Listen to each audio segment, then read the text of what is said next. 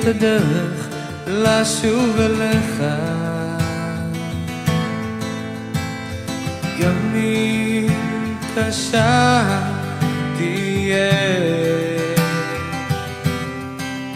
לשוב להיות בזרועותיך. הדרך בסופה אחיה, אז אשוב ואתן לך את חיי, כל פינה שבליבי את נפשי, שם אתה לי בקיומי. אז אשוב ואתן לך את חיי, כל פינה שבליבי את נפשי, שם אתה לי בקיומי. אתה שם איתי. רבות הדרכים אותה ניסיתי, וכולן הלכתי טועה. רבים הקולות להם הקשבתי,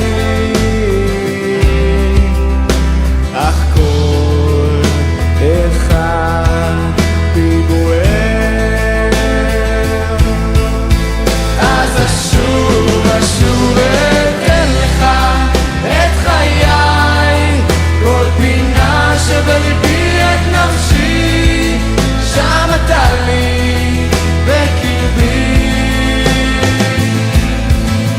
אז אשוב אתן לך את חיי, כל פינה שבליבי את נפשי, שם אתה לי בקרבי. אתה שם איתי, אתה שם איתי.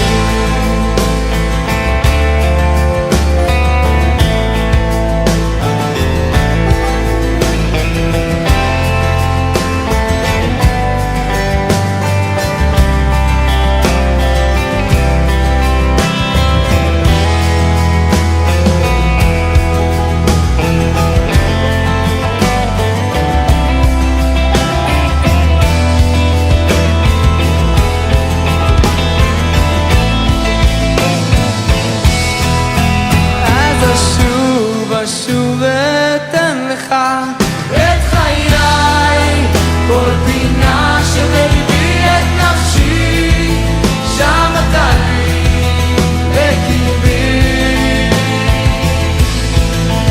אז אשוב אתן לך את חיי, כל פינה שבליבי את נפשי, שם אתה לי בקרבי. אתה שם איתי, אתה שם איתי.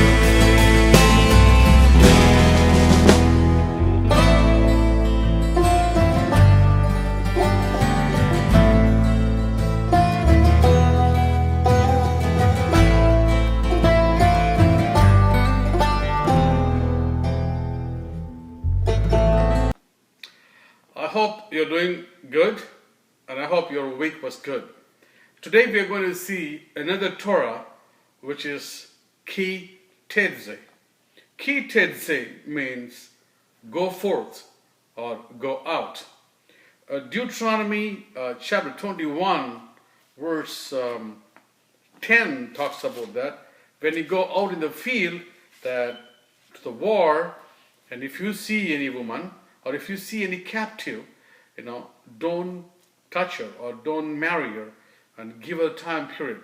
Let her, mourn for her families. Let her shave her head. Let her grow her fingernails. And then, after the 30 days, that, if she's willing, and you go and get married. That's one of the law. We talk about that. Before entering into that part, I just wanted to tell you certain things about the Jewish community. a Hebrew, an Israelite, and a Jewish. Do we know the differences between these three names or these three personalities? The differences are the time periods.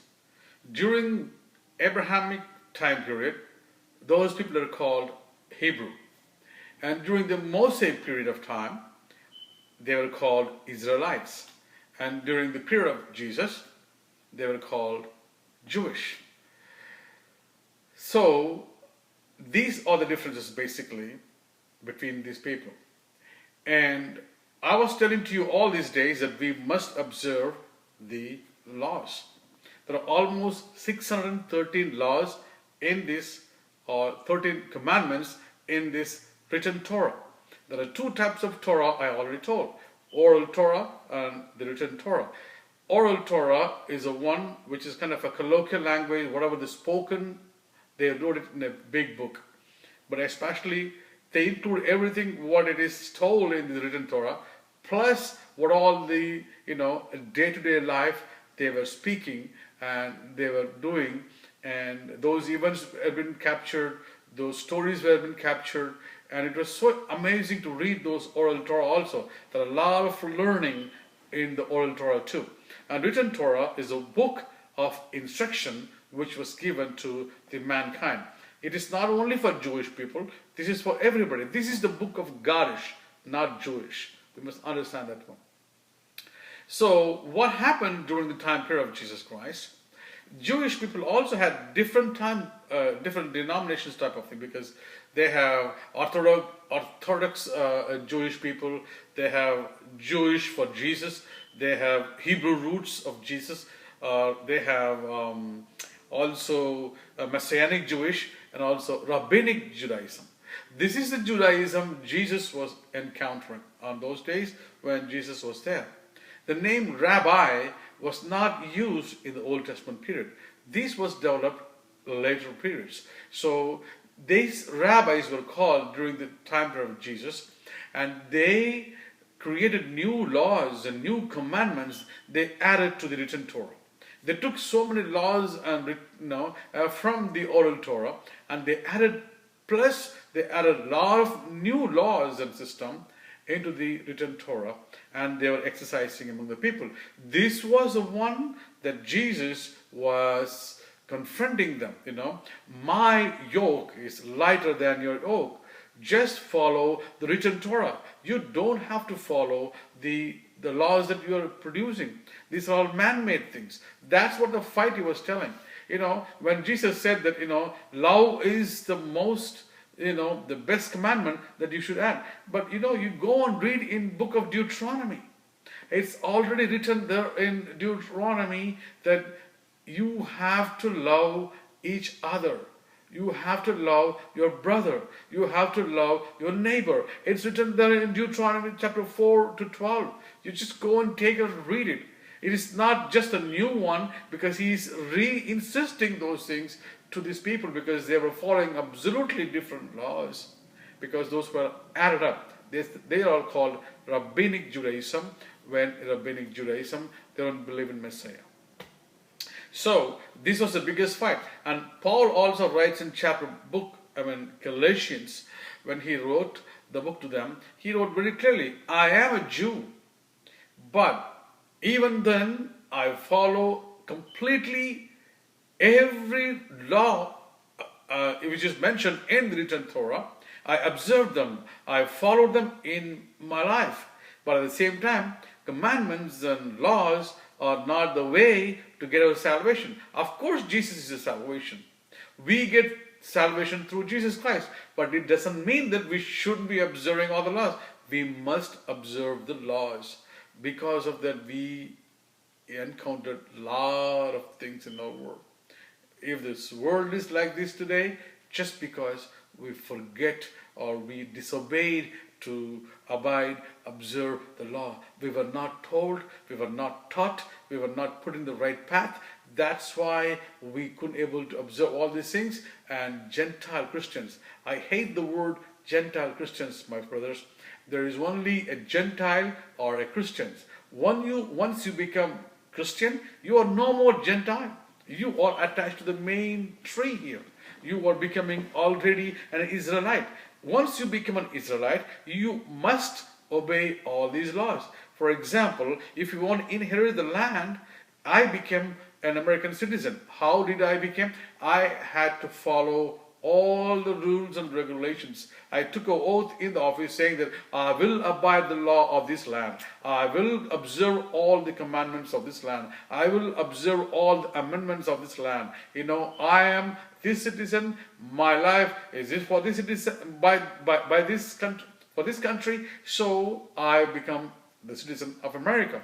Likewise, when you want to become or you want to add it in Jewish nation or in Jesus nation or in Gadish nation, you want to become the children of the Gadish nation, or you want to inherit the land of Israel, you must act according to the Bible, what it says. Obedience is the main key. You have to obey God. God said, Jesus said, follow me, my folk. That's the main thing that we should follow. You understand? So, we are no more Gentile Christians. We are Christians. We're going to follow the rules and regulations. I'm telling you, this is a high time, and it's about time to turn and to listen to things. I've been through denominations. I've been through, each and every sections of this Christianity. I've been through the Pentecostal system. I went into the Pentecostal birthplace in California, Azusa Street. In fact, my profile picture is that one. What I'm trying to say here, I've been through everything, but I found what exactly we are supposed to go through. So it doesn't mean that I'm putting any other denominations in a down, because we were not told, we were not taught, but at least we're getting the right thing. I'm challenging you, and go and research. Go and find whatever you can. This is what it is. We are forgetting a big piece. We are claiming all the promises of this Bible, which is absolutely wrong. We cannot claim any promises unless we become one among those people. We become one among those Israelites. We become followers of Jesus Christ. If we don't observe all these things, we can never claim anything. It won't work for us. You may tell, we are Abrahamic people. Remember, Jesus came after the Abraham, right? Didn't he follow? He followed that. You cannot just say that, we are all Abraham, we are totally different people. Abrahamic covenant. No, everybody followed. We need to, we must. And the Bible talks about it very clearly. If you follow my commandments, I will bless you generations after generations. And you must teach your children each and every commandment, generations after generations. This book is for eternal. This is not for temporary. This is not for one period of time, people. This book is to be observed for the eternal levels. We must observe and abide all the rules and regulations. That's the rule of conduct, code of conduct. It's the instructions for our lifestyle. It is not just for the Jewish people. It's for all the Gadish people. It's an instruction. Salvation is through Jesus Christ. Of course, without Jesus, we don't have a salvation. But even then we get the salvation through Jesus. We must follow the rules and regulations or the code of conduct which is told in this Bible. That's my point. Let's go to Ke-Teitzi. Ke-Teitzi, there are 613 rules and conducts or commandments in this Bible. And Ke-Teitzi has 74 conducts or commandments or the rules that to be followed. We cannot go through all the 74 in 10 minutes of time. We'll take only one. That's why I read that when you go to war, first of all, going to war is not easy. Last week we studied about the Shoftim, the rules and regulations and the laws or the judges. It talks about everything. We have a lot of divisions. We have a lot of categories of laws, and we have laws for war. So when a soldier wanted to go to war, he has to be perfectly all right. If he has any death in his family, he don't have to go. If he has any issues in the family, he don't have to. If he is sick, he don't need to go. He doesn't need to go. So likewise, going out to the field means you shouldn't be having any sin. Sinless person only can go to the mission field, to the war. Today we have a lot of missionary fields and a lot of folks out there, in the missionary fields. Imagine them, find them. Are they sinless? That's why the war is not correct. That's why they could not get the war in the right perspective. Marriage in Jewish culture is a metaphor of God's marriage. Basically, God is marrying the Jewish people. When he says that he's marrying the Jewish people, when he's becoming the bridegroom, and as the bride we are, when he's getting married, basically he is inside us. He is the Word and he is the Torah. The Torah is kept inside us. So when the Torah is inside our hearts and minds, there is no sin at all. Sin shouldn't be coming over there. How we are getting sin? Because of the Holy Spirit. The Holy Spirit, when we fall into that one, we make our sins. That time, we don't keep the Torah there. That's why I said that, Torah keeping is not an easy thing. And if we would have followed this one from the centuries, this word would have been in a different way. That's the thing. There wouldn't be any healthcare system at all. There wouldn't be any economical problem. There wouldn't be any financial difficulties. There wouldn't be any ecological problems. There wouldn't be any other criminal activities or anything because of the law-abiding system. We forget to do that one. The only thing Jesus came and changed is a sacrificial system because he became the sacrifice. So he took out the sacrificial system. So we talk about the Ke-Teitzi. Ke-Teitzi means go out. My folks, my brothers and sisters, when you go out, make sure that you are holy, you are sinless, because you're going to have your Torah in your heart and mind. Keep reading the Torah. Find the laws and regulations. It is beautiful to abide. You may think that nobody can observe it, but God won't give anything which we could not able to observe it. No, He is. It is fantastic to see and follow this one. So when you go out, don't take any captives and give her some time. That's what the Bible says. Don't get married with anybody. Because you give her 30 days time period, let her shave the head, let her grow the fingernails. By the time if you are having a mentality of marrying any Gentile person, which you're not supposed to do that one, when they do that one, when you bring that home for 30 days, probably you may change your mind. That's what the Torah teaches that one. Or else, if you still want to get married with that woman, you're giving an opportunity for her to convince or mourn for their family, cry for their family, and surrender to you and totally get married with you. That's how we are. Once we are coming to Jesus Christ, we're going to surrender everything out, and then we're going to come in and we're going to take Jesus Christ inside. Okay, so marriage is very, very important in the Jewish culture. It's a metaphor of just like marrying the God. God is the Word. Word is inside our hearts. So how we are getting ready for that preparation of marriages? Are we thinking that we're going to keep the Torah in us? Think about this one. It's not easy. It is very tough. But at least we are getting the information in this time period.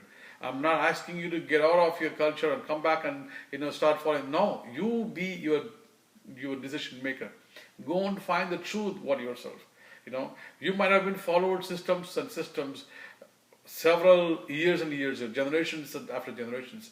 But as a technology, as a science, and as a knowledge and wisdom has been improved or grown bigger and bigger, we also get a lot of clarifications in so many things. That's what it happens. So right now, there are a lot of clarifications coming out. It's going to be, and it has to. There's no other way. So at least this time period, we're getting this one. Understand this very clearly. Read the Torah. Go and read all the 5 books. It's a fantastic instructions for the lifestyle. That should be our lifestyle. We should obey our God. We should obey our God.